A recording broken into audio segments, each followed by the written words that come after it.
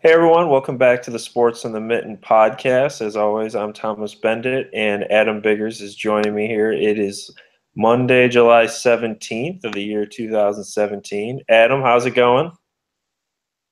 I can't contain my excitement right now. I'm going to open up. I got to say it. I have to congratulate Corey Milbrat tonight. Great game pitch, complete game, 7 strikeouts, 2-1 win for us, the Flint Wolves over the Bulldogs. We needed it. Fantastic. Infield made plays. I'm just going to go through the list. Third baseman Tyler King made a couple great plays tonight. Our shortstop Luke Copley made a couple great plays tonight. Second baseman Mike Ross played a hell of a game. Our first baseman Kyle Miller, great. I'm elated. Great scoops. Our catcher Alex Hudson had that time. We had the timely hits. We had the timely plays. It was a close game where it was a clean game. Corey was very efficient in his pitch count. I think through his first 3 or 4 innings, he threw like 32 pitches. Wow. His first inning, he threw 7. I mean, I played right field tonight, and I remember like, okay, run out of dugout, I'm in right, and like next thing I know, we're running back in because it's our turn to bat. Corey got us the hell out of there. So Lance Copley out there in center field, Noah Reed out there in left field. That's everybody who started tonight, and great calls, great management. Doug Hyde, my teammate and my co-manager too. So Flint Wolves, very very happy. Great win tonight, fellas. That's why we love baseball, right? So you can see I'm ear to ear right now, man. We're gonna talk Michigan football. We're gonna talk Wilton Spate, wide receivers. We'll talk about linebackers. I wrote a little bit about that. Thomas is gonna update us on Summer League, and of course we want to thank Mr. Spots in Ann Arbor for powering the podcast. I'm very much ready for those Monday pressers for the steak sandwiches, wings, waffle fries, and we're gonna give away some food to you guys during this football season and basketball season. So stay tuned. Look on our Facebook page, Sports in the Mitten. Follow us on Twitter at Mitten Sports MI. Follow me on Twitter at Adam Biggers 81 and Thomas at T Beindit and at BT Powerhouse. And yeah, was that enough plugs? Yeah, Follow I Flint think we Wolves got a on good Twitter start. at Flint Wolves. Yeah, so let's jump into the first thing right off the top. I know you wrote about it in detail. I want to say earlier this week, maybe late last week, but the Michigan linebacker situation, probably not the position group that's getting the most coverage this offseason, but clearly a pretty important one for next season, I would say. Absolutely. And I've told you this, we've talked, Thomas and I, maybe we'll have to air those private phone calls. No, our, our, uh, our phone calls are like podcasts. So hey, what are you doing? Okay, this is this. I remember talking with Mike McCray last year, and he told me that he thought that the linebackers were the deepest position. And of course he's a linebacker. But Eric Magnuson also told me that. And if our viewers remember, I did a food and football with Eric Magnuson not too long ago at Mr. Spots. It was right before the NFL draft. And Eric was telling, I was asking him, hey, what, is there something maybe with surprise or, is there something that that I don't know? Was basically what I was at. And he's like, hey, we're deep at linebacker. And I was like, really? And I mean, and it's not knocking, they're talented at linebacker, but when you think of deep, you think of experience, right? And I mean, they don't have a ton of experience, but if you're a Michigan fan, I think you have to be really excited about Devin Bush Jr. You have to be really excited about Josh Metellus as the Viper and Kalik Hudson. I know a lot of people are talking about Kalik as the Viper too. Josh thoroughly explained it to me. They are going to interchange, and when Kalik isn't playing Viper, he'll play more of a safety role. They're talented. They really are, and they might be young, but I think I'm looking for the right word, and I don't want to use potential because and I guess that is they're going to do. We haven't seen what they're capable of doing, and I don't want to slap the potential thing on there because it sounds really lazy. But this is a good linebacking core, and if you want playmakers, right? I mean, let's think of it this way: and I remember talking about this a little bit ago when I did a solo podcast. When you think of a linebacker, Thomas, it may be like a traditional, like a Big Ten linebacker. It's a bruising, run stopping kind of guy, right? Yeah. Okay, is he a guy that you necessarily feel like maybe has the athleticism to scoop up a 2-point conversion, miss 2-point conversion, and go 97 yards for a touchdown? Probably not. Probably not the old school one. Josh Metellus can. We should, Mm-hmm. we should, I was on the field when that. I remember the Metellus and the Chris Evans touchdowns. Those were crazy, and to be on the field for both of those, or not Metellus touchdown, but the 2-point conversion, the 2-pointer, to be on the field for both of those plays. I mean, and Josh just end to end, 97 yards. I mean, when you look at that type of athleticism at linebacker, I feel like it's got to turn your head a little bit. Absolutely. I mean, I think that's one of the biggest things that, people are always. I mean, I know Harbaugh has been here for a while. He's going into his third season, and maybe it's the constant media coverage, but it seems like he's been here forever already. But I think one of the big things when you look in how has Harbaugh compared to Brady Hoke on the recruiting trail, and I think one of the biggest differences is Harbaugh really wants the athleticism. I think he's really recruited it, and obviously, some of the linebackers are carryovers from the Hoke staff. Obviously Mike McRae starting off the top, but when you look at guys like Metellus, as you mentioned, which he's probably going to get some time at safety for sure, but Devin Bush can fly. I mean, I think he's going to be a big problem for other teams, blitzing. We saw it in the spring game. There's no reason to think that's going to change during the season with Don Brown's aggressive defense. And I mean, I think you're totally right as far as the potential goes. And moreover, the thing that I think should really excite Michigan fans about the linebacker group is I feel like it's very diverse in the sense that you got guys who can move to different positions. They can do different things on the field. You mentioned Hudson, who is – I don't want to say this because I feel like it's not truly accurate, but he's going to try to fill into that Peppers role last year. I don't want to put that on him because, you're talking about an All-American Heisman finalist. That's not exactly an easy role to step in, and certainly they won't ask him to do the same things. But, you have Glasgow, you have Furbush if you need to go big. I think they're really deep. And just starting off the top, when you have McRae and Bush, I mean, I'd have to sit down and really go through the linebackers, but I'd have to think those guys would be right in the all Big Ten consideration at season's end. Oh, absolutely. And that's kind of the point that I've been trying to make. I think when I've been writing about Michigan linebackers lately, when I've been talking about Michigan linebackers, and you hit on it right now is the type of linebacker. And let's fast forward a little bit to the class of 2019. Right now, Charles Thomas is committed. I had a great conversation with Thomas. I've been in communication with him. We're going to have him on the podcast before the end of the summer, before he goes back to school at IMG. And look at him and compare him, strength, speed, size, the fast and physical. And we hear that all the time, but fast and physical is fast and physical. And you don't get it unless you watch a guy like Devin Bush play or Josh Metellus. And I remember Wilton Spate saying at the after the spring game, he called Devin Bush explosive. Said he's just so explosive. And that's the type of guy. Charles Thomas is of that mold. And Mike McRae is very athletic too. He's not a Harbaugh linebacker per se, but Mike McRae is also one of those types. He's very athletic. But I think we're gonna see more of the Devin Bush types. We're gonna see more of the Khaleke Hudson types. If he's a linebacker, Khaleke, I'm viewing him more as a safety. But Josh Metellus, that kind of thing. Josh Uche. Devin Gill will probably play a little bit of linebacker. I think he'll be a safety and a linebacker.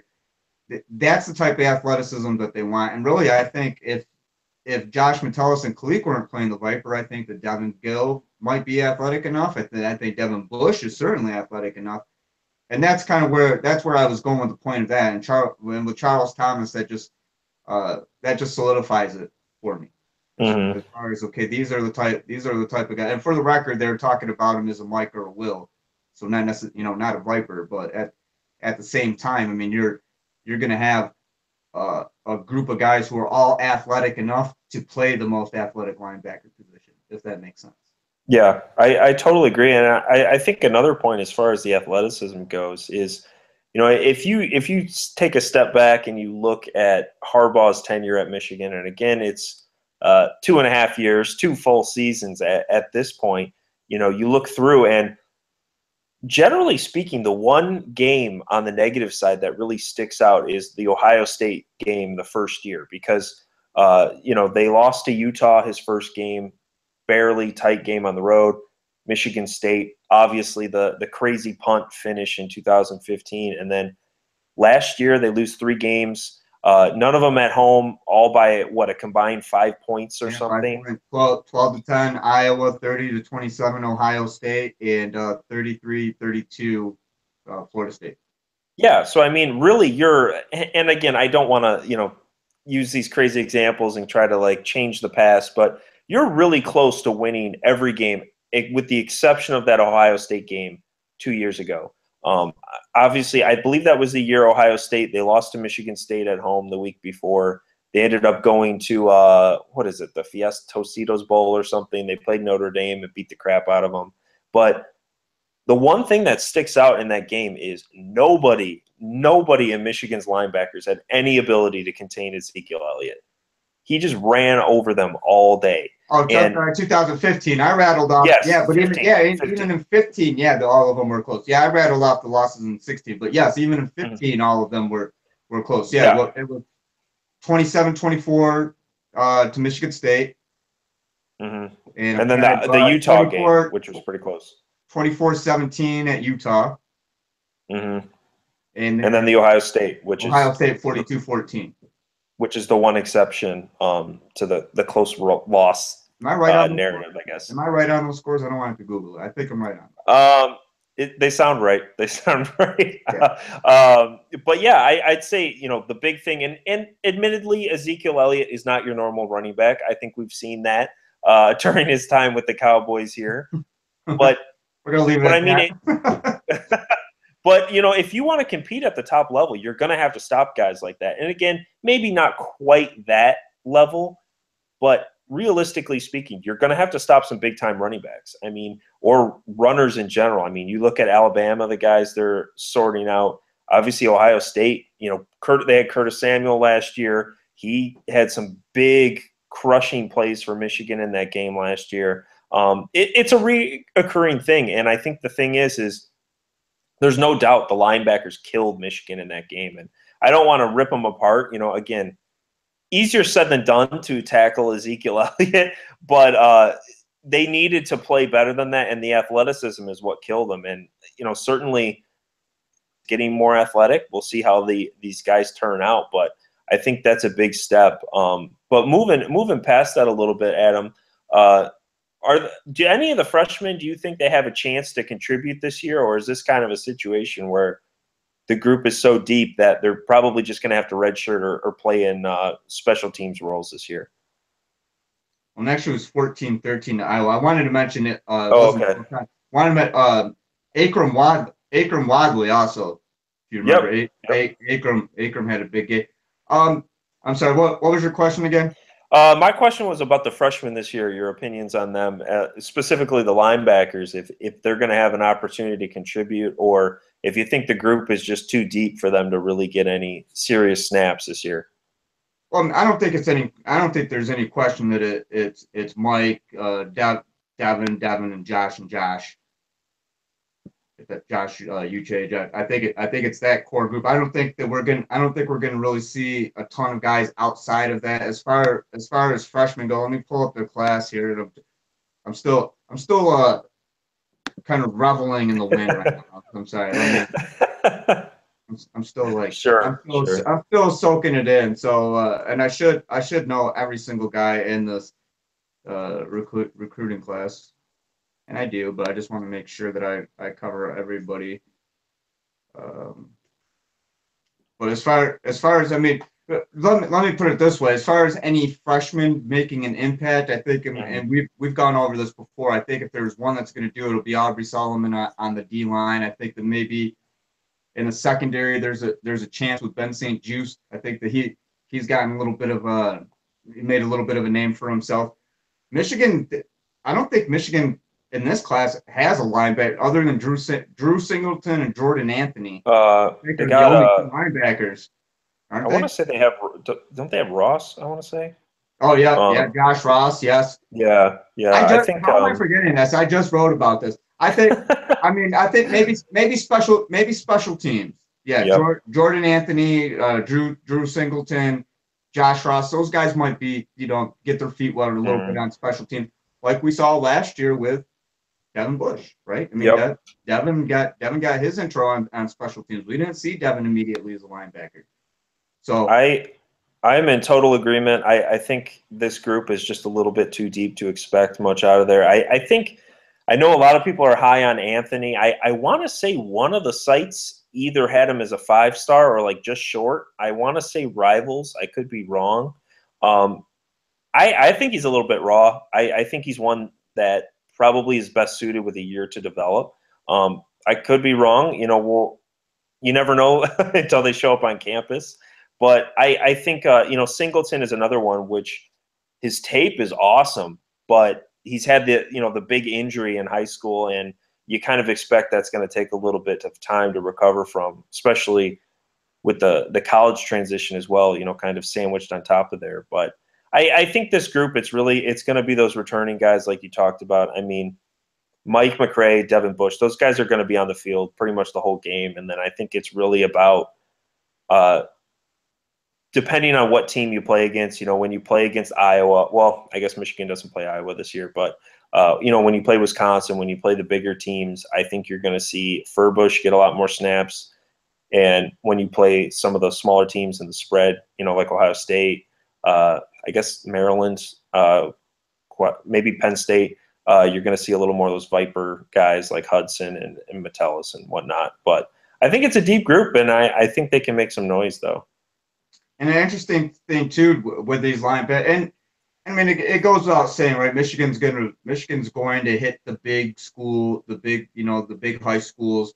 They're going to get the big recruits. But I mean, if you look at it, just from the linebacker standpoint, these are IMG kids. These are Pyramus kids that are coming in right now. I mean, if you look at the job that Devin Bush Sr. did at Pembroke Pines with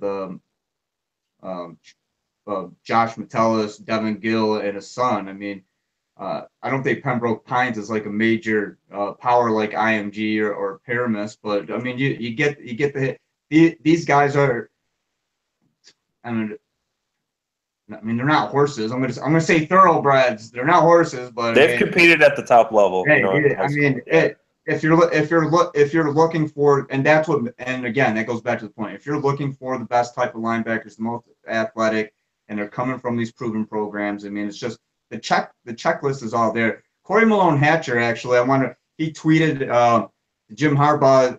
Basically, it's like having a monopoly. If you want to get in the gas business, Jim Harbaugh has a monopoly on the gas business. And I retweeted, and it's like, he's got the gas, the juice, not the gas, like he's got gas, but the juice. Whatever the kids are saying, there's a song about I got gas. I heard it on my little batting practice mixtape. Yeah. So I think that's what. Anyway, Harbaugh's got it. Harbaugh's got it going on, right? So, and it's evident in the way that they're recruiting. One quick note I do want to make about Charles Thomas, because I thought this was pretty cool. He was telling me that Don Brown sat him down during his visit, and they went and broke down film for an hour and a half. Wow. And not just breaking down film. Like he said, Charles told me that he took away a lot that he can use at IMG, that Jim and Don are going to steadily monitor him, their phone calls, like that, make sure that they're going to be like coaching him while he's at IMG, basically, is the way that Charles explained it to me. So. Wow. That's pretty cool. But I guess, moving on from the linebackers, though, the other point I know we wanted to touch on was this Wilton Spate and the receivers kind of relationship, where it's going, and where you kind of see that moving on, because obviously Spate's I want to say his top 3 receivers are all gone. You know, certainly Jake Butt, Chesson, Darbo, big guys leaving the program. What kind of learning curve do you think Spate's going to have here, or what kind of learning curve are the receivers going to have, I should say, as they try to work on this new relationship? Well, I mean, and it's interesting too because I mean, if you look at Maurice Ways, I mean, Maurice been injured. He's more of like a blocking receiver. Kakoa, Crawford. I mean, those are the 2 experienced guys that are coming to mind. I mean, I think we'll see Nate Johnson maybe. I mean, there's some guys who are kind of there, but obviously Donovan Peoples-Jones, Tariq Black, we will see those 2 this season. I have full confidence. I think that both of those guys have the ability to be immediate contributors. And again, going back to the spring game, and Big Ten Media Days are coming up. We'll have new stuff to talk about, I promise. But going back to the spring game, I just remember Wilton telling me about the way that Donovan and Tariq just moved toward the ball. And it's little stuff. And are these guys, are they still really good high school receivers? And of course it's going to take time, but they didn't just arrive as really good high school receivers. They arrived as like, okay, these guys are pretty much ready, and that's the vibe that I got from Wilton. As far as the relationship goes, and Eddie McDoom. Eddie's going to be a big part too. Eddie told me that the receivers love Wilton. They have a lot of fun with him in 7-and-7s, and the chemistry, the relationship, everything is right there. And I mean, he's on the Maxwell list. This is his offense. This is Wilton's year, and I think I'm trying to think of it to expect. It's almost like, okay, you can't expect what happened as far as the kind of production that he got out of Amara and the kind of production that he got out of JU, but at the same time, let's be realistic. I mean, Amara and JU weren't super blue chip guys, right? They developed. Yep. They were very good receivers, don't get me wrong, but they weren't super blue chip guys coming in. Tariq and Donovan are. So I think I think that's a stark advantage right there. I think that and from what Eddie McDoom described to me as far as what Pep Hamilton, the passing game coordinator, wants to do with the offenses, I mean, they might, and you and I talked about this too, maybe there's a little bit of spread elements. Maybe there's 4 wide going on. I mean, maybe Wilton's going to be throwing the ball and he's going to have guys to catch it. And I expect it's going to be Donovan, Tariq, Eddie McDoom, Kakoa Crawford, and Maurice Ways. I think if you want to go top 5 receivers, those are going to be it. And then if you throw in tight end, Tyrone Wheatley Jr. and Ian Bunting. I would say, well, I want to start with, just to clarify, my first point was correct. Darbo was Michigan's leading receiver last year, followed by Butt and then Chesson. So 1, 2, 3, all gone. And notably, Grant Perry is number 4, whose status is still kind of up in the air. We think he'll be back on the team next year, but we don't really know at this point. It's kind of undetermined. I guess we'll see in a couple weeks. Yeah, I'm not. I know that Grant Perry will have an opportunity. Jim Harbaugh said that. Just for the sake of, to avoid confusion, I guess, for a better or lack of, I can't talk right now. It's 11:25 p.m. and I'm pooped from this game. Yeah. Get me back on track here, Ted. Get me back on track here. Either way, it'll be sorted out at some point, his situation. But he's number 4. In receiving yards last year. Smith is 7. So of the top 7 receivers, there's a chance Michigan only brings back 2. That's Khalid Hill and Chris Evans. So two running backs. Well, I guess Hill isn't a running back, but 2 guys in the back. Fullback. Yeah, close enough.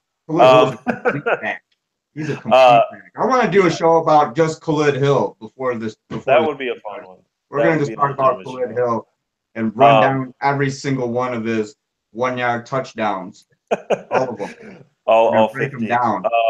But my main point, what I was going to say is, there are no go-tos here. What it's going to be is just the play is going to determine where you go to. And I totally agree with what you said. I think this is going to be a much more spread out offense. I think the ball is going to be dispersed often, and I think Black is going to get a lot of play. I think Crawford's going to get a lot of play.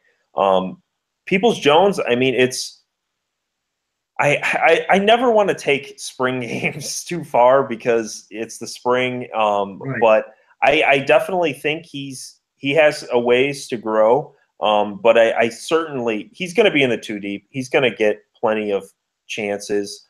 And, you know, you mentioned McDoom. Obviously, the Grant Perry situation is still up in the air. We don't know what how much those guys are going to factor in the slot area. But, yeah, and you mentioned Bunting as well. I think Spate is going to have 4 or 5 nice, solid options. I don't think he's going to have an elite wide receiver that can bail him out on a consistent basis. But really, if you look to some of these, you know, at the college level, if you have a really good quarterback, they should cancel this out. And I know there are a lot of Michigan fans who aren't necessarily the highest on Spate, but, you know, if he is going to turn into a top-tier Big Ten quarterback, he's going to have to get these guys open. He's going to have to get them in positions to succeed. And frankly, I think he'll have enough weapons to work with to move the offense, at least against all the decent competition. Maybe not against, you know, an Alabama defense or something, but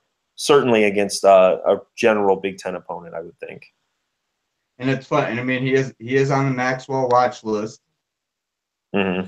He's a good quarterback. And I mean, there are NFL scouts. I mean, Wilton was on the radar last year, and we've made the point several times. What were people saying before he got hurt? What were people saying after that throw to JU at Minnesota in 2015? And that was what, a 29-26 win, I believe, on the road. Okay. So yeah.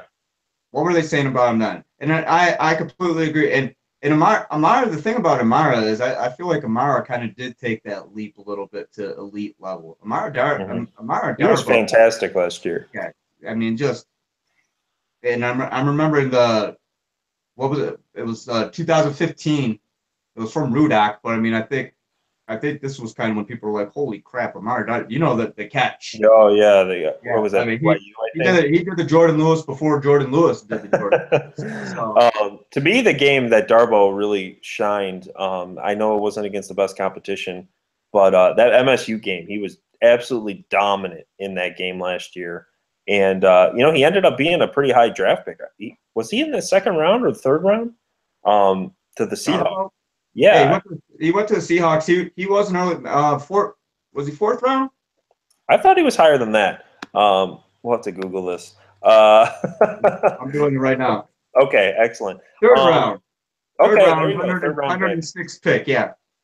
Okay, yeah. So I mean, he turned into a nice draft pick, and I don't think you're going to have a guy like that. Which certainly Spate has to get him the ball, but I thought, you know, like that MSU game he took over last year. I don't think you're going to have a guy who can take over a game as a receiver this year for Michigan. It's going to have to be Spate who's going to have to find the guys and create the opportunities. But with that, any final thoughts on Michigan football before we jump into the summer league here for a second? No, Thomas is going to go. I'm going to sit here now. Hey, DJ Wilson, Bryn Forbes, lighting up at summer league. Thomas is going to tell us everything we need to know. Yeah, so there's Summer League. The last game was tonight. I think it's actually concluded. For those who aren't super familiar with the Summer League and how it works, what it is it's like 2.5, 3 weeks or so in July after the NBA draft. All the NBA teams participate in some capacity, and what they do is they put their draft picks in there, and then they sign some guys who are either undrafted or kind of a couple years out. It's supposed to be a way for them to sort of scout the field, see who deserves a roster spot, and so on. And obviously there are a couple Michigan guys in it. There are a couple Michigan State guys of note. The big one for me has been Bryn Forbes. He's playing for the Spurs. He's averaging like 26 points a game in the Summer League. Well, I guess he averaged since it's over, but absolutely tearing it up. Undoubtedly, he's guaranteeing himself a roster spot next year. There's no way he's not going to be on the Spurs for next season and beyond. And I think, honestly, he might be playing himself into a bigger rotational role with the team, which is pretty amazing considering that at some point he transferred from Cleveland State over to the Spartans. So, I mean, what a rise for him over the last couple of years. Another Spartan of note, Matt Costello, he actually led the summer league in rebounding with 12 rebounds a game. I'm not sure if he's been getting major interest as far as a roster spot, but you would have to. Oh, go Costello. I saw a highlight. It was one of those nice kind of not super athletic but big man clumsy dunk. It was nice though, and not clumsy. Matt's you know what I mean. Mm-hmm, mm-hmm. You know what? Absolutely. I was gonna say a quick note about Bryn Forbes. He strengthened the upper body. I remember Tom Izzo. It was Bryn was at Michigan State for 2 years. It was his junior year, and Tom Izzo said that Bryn Forbes had toothpicks for arms. And then I think he later compared them to noodles. And Bryn got bigger, and you could see it. I remember going to practice in the beginning of his senior year. You could see that he had bulked up a little bit, and at one point, he had made 101 out of 200 three-point attempts. Wow. That's just something of note. I mean, he is statistically one of the greatest three-point shooters in Michigan State history. He finished, and he even got cold at the end of the year, so he only shot 49%. Yeah, he got a little bit cold. And then you remember that first, Thomas, I know you remember this, the first round loss to Middle Tennessee State. Mm-hmm. You know, Bryn kind of went cold toward the end of the year, but again, only shooting 49% from three. I know that's not that great of a mark, but you know that's how Bryn can shoot the ball. If he gets tougher defensively and continues just to get bigger, I mean, you got it. And the NBA, the physical strength is what I think separates a lot of guys, right? I mean, absolutely. There's little guys out there, you know, like my size, who can go out there and stroke for three. But I mean, if you can't do that with you know, a 6'4", 6'5", 200-pound, or even, you know, another 6 foot, 180, 190-pound point guard in your face, then it doesn't mean anything, right? So I think that's where Bryn is separating himself too, just getting stronger. Mm-hmm. Yeah, I definitely agree. I think no matter how you look at it, he has been one of the best players in the summer league this summer, and not only for the Spurs, but across the entire summer league. Which, considering the kind of talent that's in there, that's a pretty big statement. I will point out to everyone again who doesn't follow the summer league all that much. It's not a perfect indicator for what's going to happen in the season. There are plenty of guys who tear it up in the summer league who never do anything in the real NBA season. But I will say what I like to use it for is, number one, you can look to see how they're playing, how it can translate, you know, what kind of moves they're showing. And then as well, a lot of times the second-year players, that's when you start to see them start to take that next step forward, and you're seeing it with Forbes. On the Michigan side, DJ Wilson, obviously the big draft pick this year for the Wolverines, highest pick in the Big Ten, I believe, as well. He's been playing pretty well for the Bucks. He has averaged 11.8 points per game, really diverse play, 5.4 rebounds as well. And I think he's playing himself into a nice role. Obviously, he has a guaranteed deal next year as a high first-round pick. But I think he could maybe become a rotational player for the Bucks next season. It'll be interesting to see. But the Michigan and Michigan State guys showing up well in summer league play this year. I want to make a quick note. And I don't know, Tom, did you see that tweet earlier today by the Florida running back, Mark? Oh, yeah. Yeah. Well, this thing's getting a little bit of traction. Chris Evans just retweeted it, so I think the Michigan players are aware. We did, and the commenter viewer, forgive me. It's on one of our earlier videos. Someone had commented. It came up on a notification. They said they're so tired of hearing all this talk about how Michigan is going, or how Florida is going to annihilate Michigan, how Michigan's young, how Michigan's weak. One, I don't know who they're talking to, because I haven't heard that as a general conversation. Michigan's favored by Vegas. If that is the case, the commenter out there, I want to let you know, you should have some confidence. I'm assuming that you're a Michigan fan. They are young. They're not weak by any means. They're strong. They're fast. They're physical. And yeah, this is adding it. You know, this is where the social media, right before, maybe it was like, oh, I talked to my buddy on the phone, and he's got a friend who plays over here. You know, hearsay. Boom, you can hop on Twitter, and these guys are like, man, Mark Thompson, the disrespect is crazy. I can't wait till we break. Ugh. Let me start over. The disrespect is crazy. I can't wait till we beat the brakes off Michigan. Hey, they did the same thing before the bowl game. What was the guy? He said they have 11 Jabril Peppers on their defense or whatever, and Yeah, someone gave up 41 points. someone replied to that. I'm looking at some of the we got 11 Jabrils on our defense and a bunch of smiling, crying emojis. Yeah. It is. I would just say I think the thing for me is any person who's being realistic about this game, both the teams are relatively similar profiles. I mean, both have recruited well, both have a lot of talent, but they both lost a lot. I mean, I think they project pretty evenly on paper. As I mentioned, I know Michigan's favored currently, but it's by like a point or two. I mean, it's nothing. This is about a push, and I think with the neutral atmosphere, it projects to be a pretty tight game. That's all I can say. Oh, absolutely. I think it's going to be a great. I'll tell you this: the last year, the Orange Bowl, and I wrote a column. That was a fantastic college football game. Mm-hmm. I think it was one of the best bowl games of the season. Oh, honestly. Absolutely. I think that we're going to see. I'm hoping that we see one of the best regular season games of the season. And boom, week 1, September 2nd, at Jerry's World in Arlington, Texas.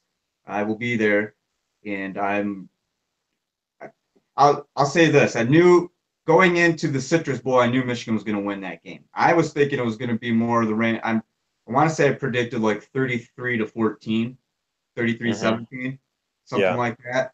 And I'll always remember Chris Wormley telling me that they're pissed off. That was his quote, pissed off. And Florida quarterback Treon Harris, that backyard, he called it backyard touchdown, and that pissed him off. And then we saw what happened. And he told me in the second half that he could look across and he could see their offensive line was getting tired, and that they knew that they were getting beat. So that's one thing that I do think that Michigan with Harbaugh does. You don't really see, at least I don't. And correct me if I'm wrong here. I feel like the Michigan players kind of know what to and what not to say on social media.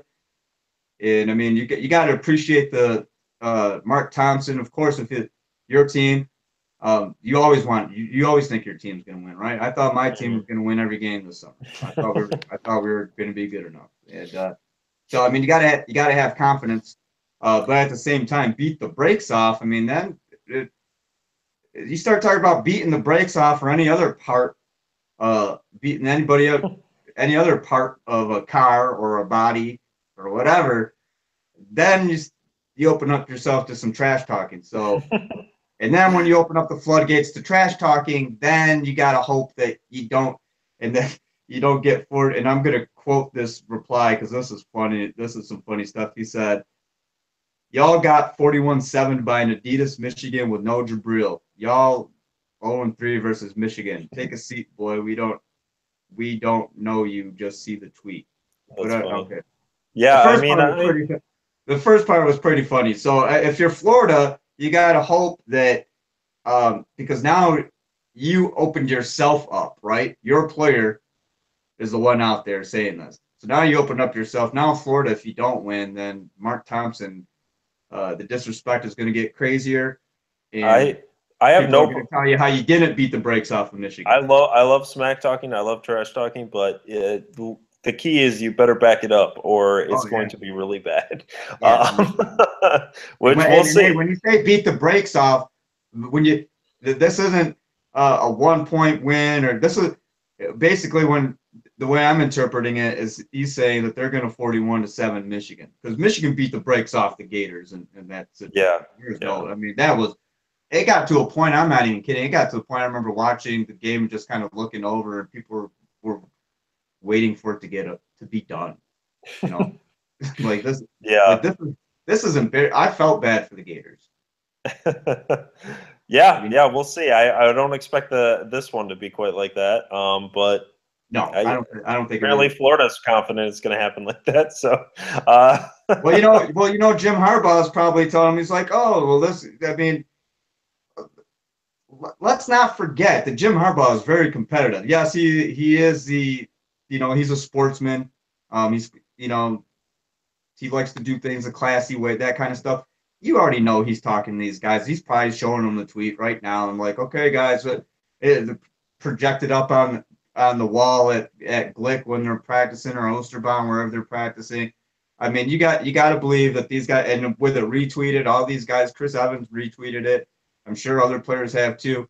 I mean, as if they needed extra motivation. Well, now they got a little bit more, because again, it's not just we're going to beat you. We're can't wait till we beat the brakes off of you. So. Yeah. But they just gave Michigan extra motivation for this week's workouts. That's all I'll say. And it's July 17th. Yep. The heat is building. Mark Thompson, it's July 17th, man. You still have there's still, what, 8 weeks? 7 weeks? Yeah, something like that. All right. Well, do we have any other more topics to talk about, or can I brag a little bit more about the Flint Wolves? You should get a couple minutes here to brag. All right. Again, great win tonight, fellas. I hope you're watching. Tyler King, great play tonight. Luke Copley, great play tonight at short. Tyler at third. Mike Ross at second. Kyle Miller at first. Alex Hudson catching. Corey Milbrat, 7-inning complete. We only play 7 in the Summer Collegiate League. 7 complete innings, about 7 strikeouts, maybe 8. I think it was at least 7. He was on tonight. And here's the thing, too. He got himself out of 2 bases loaded jams, 3 big jams where he had runners in scoring position, twice with the bases loaded. And I'll say this. It was getting crunch time. They loaded up the bases, 2 outs. And this was, I mean, we were clinging to a 2-1 lead. Doug Hyde, my co-manager, was like, all right, yeah. I remember he turned to me. He's like, one more guy gets on, I'm yanking him. We're pulling Noah. And Noah Reed pumps 90 all day, right-handed kid, pumps 90 all day. And he's like, we're going to get Noah. And we're like, okay. So he's going out, and Corey's like, back off. So I love the way that Corey took control, even though he basically told his managers, like, no, get away from me. I'm finishing this game. So he Verlandered us, but I'm very happy. We needed the win, and it was just great. Corey had that look in his eye. Corey's a very competitive guy. He had the look tonight, and we just and we rode him. So it worked out well. So again, Bulldogs, you guys played a great game tonight, but I'm happy that we won. So I'm Adam Biggers. Michigan State. I can't even talk right now. Michigan State beat writer for FanRag Sports. You can follow me on Twitter at AdamBiggers81. Don't forget MrSpotsAnnArbor.com. Go visit them, 808 State Street. Tell them Adam and Thomas from Sports in the Mitten sent you. And we're looking forward to football season, aren't we, Thomas? We are indeed. I'm Thomas Beindit. You can follow me on Twitter at @Beindit for your Big Ten hoops coverage and some random Michigan State thoughts here and there. Very Wrigley-esque. Is that is that real? Or is that fake? Yeah, I think it's fake. I don't know. Oh, anyway, we'll sign off this time, and we'll see you guys next time. Thanks for watching, everybody. Go Wolves.